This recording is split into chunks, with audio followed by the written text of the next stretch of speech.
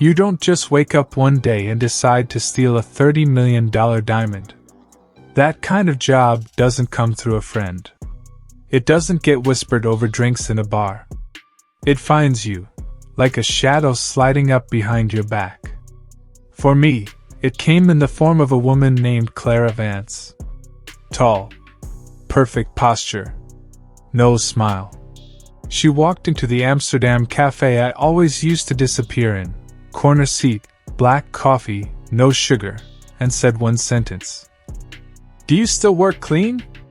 I didn't answer. I didn't need to. She slid a manila envelope across the table. Inside, a dossier, a name, a location, and a photo of a diamond the size of a golf ball sitting in a red velvet box.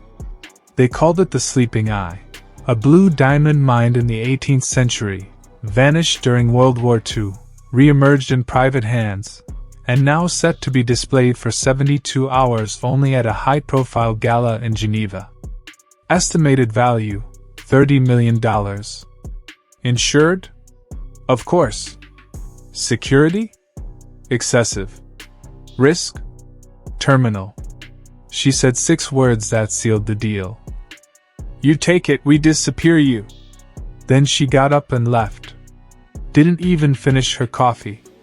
I should have said no. But here's the thing, I'd been out of the game for almost 5 years. Living quiet. No cameras. No jobs. No heat. But I was bored. Bored enough to say yes to a job I couldn't vet, from a crew I didn't know, targeting a piece of rock that had already gotten a dozen men killed over 2 centuries. It felt like touching fire again, after forgetting what burns. The planning began in a private compound near Lisbon. They brought me in under a different name, blindfolded in the car, stripped of all electronics. Inside were 3 others. Jules, the tech guy. Genius with schematics. Shaky hands. Not built for the field. Ray, muscle. Veteran. Ex-military. Eyes like whetstone. Didn't talk unless it was violent. Sophie, the handler. Sharp. Smoked clove cigarettes. Cold enough to make your teeth ache. They had the plans, the access codes, the gala staff list. All I had to do was figure out how to walk in, lift the diamond, and walk out, without anyone noticing. No alarms. No bodies. No heat. Clean. And for that, they were offering $2 million up front. Another $2 million on delivery. You don't say no to that kind of payout. Not unless you know what it's going to cost you. And I didn't. Not yet. Geneva was cold that week. The kind of cold that makes your bones ache before you even step off the plane. I flew in under the name Thomas Blake, complete with Swiss tax credentials and a fake appointment letter from a logistics firm that handled private exhibit security. The identity was airtight. Clara's team had even staged fake email threads in case anyone dug.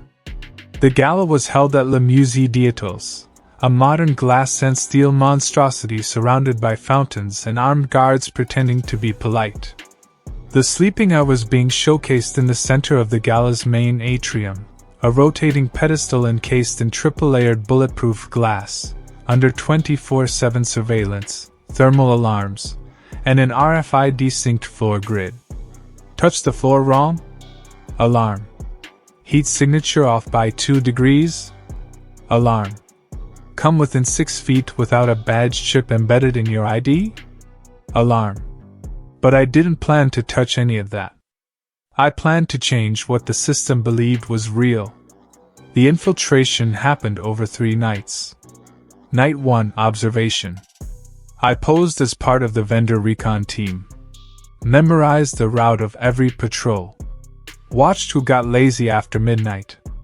Who cut corners. Who ignored protocol if you smiled right. Night 2, insertion.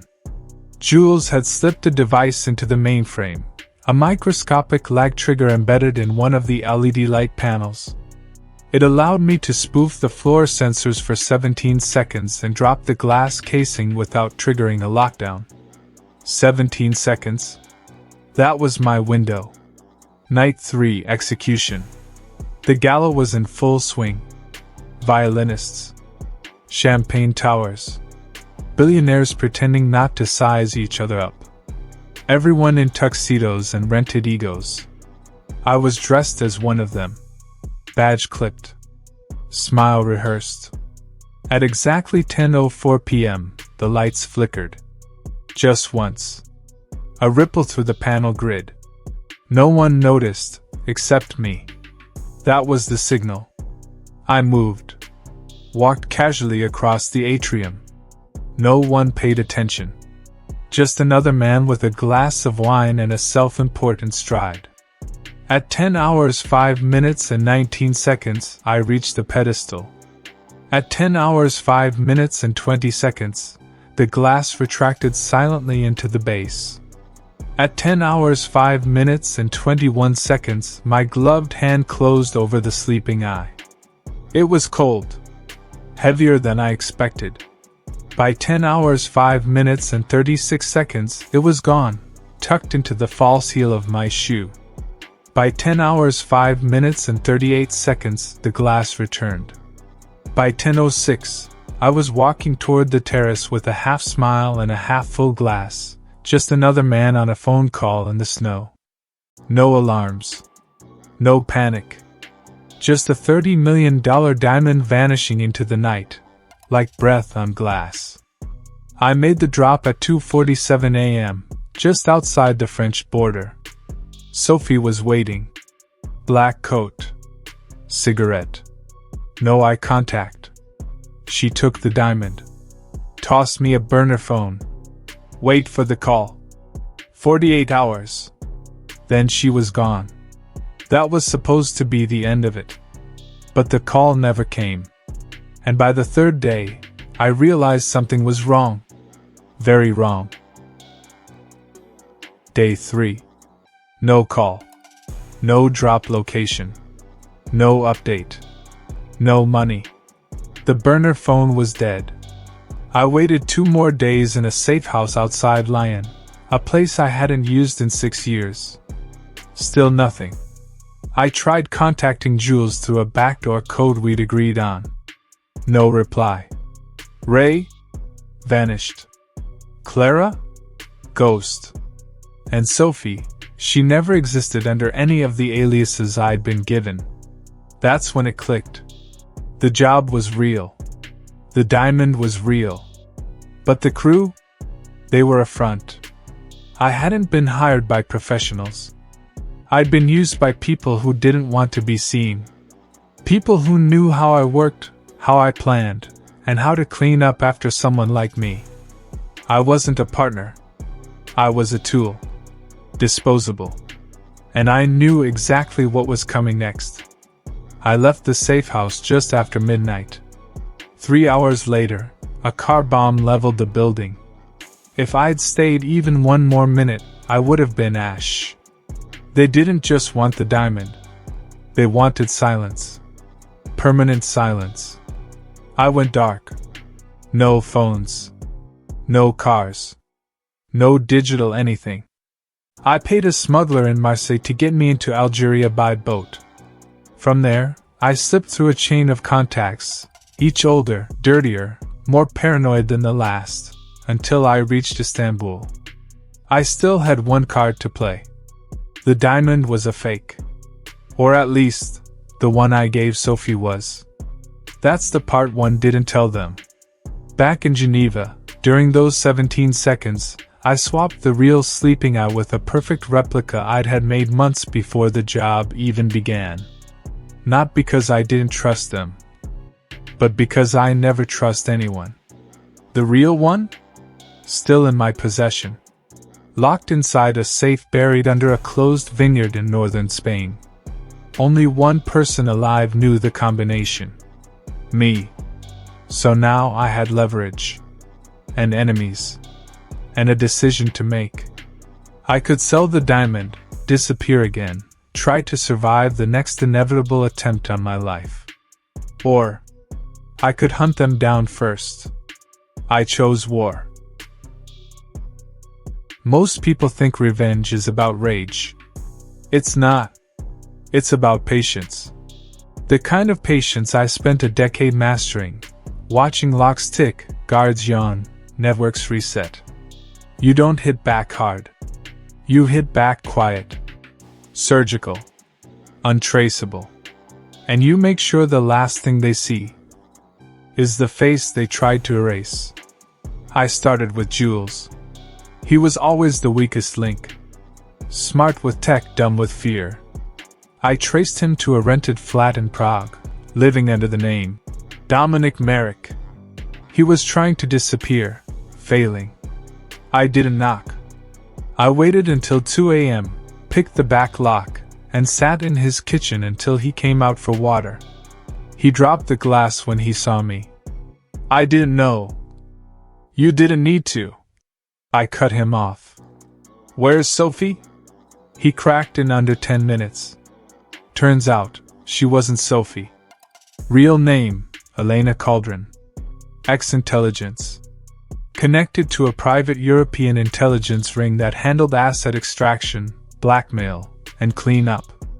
She was paid to assemble a fake crew, feed me just enough truth, then vanish with the prize. And Ray? He was dead. Left in a ditch outside Zurich 2 days after the heist. He'd asked too many questions. I left Jules alive. But I made sure he knew he wouldn't see me again. And that every door he opened from now on might be his last. Tracking Elena was harder. She didn't exist online.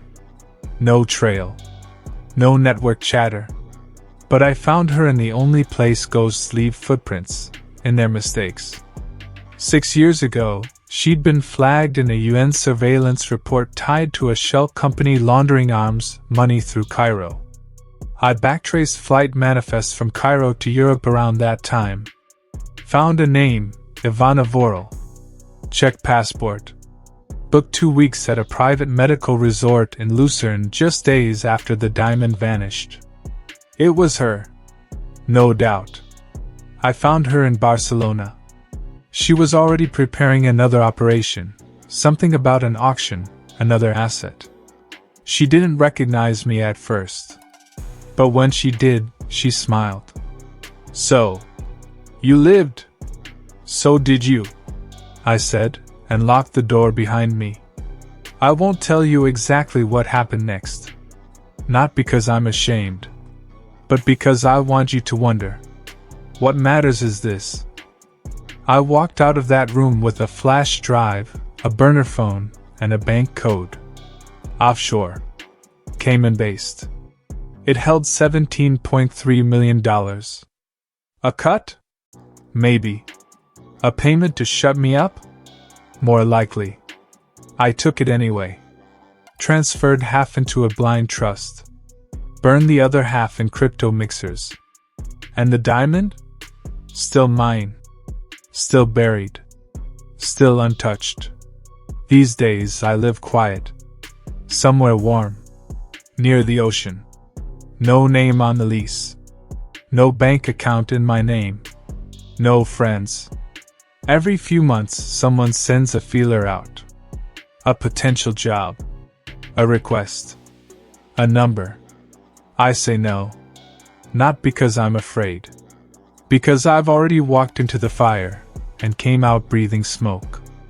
And once you've done that, you learn to live with the burn.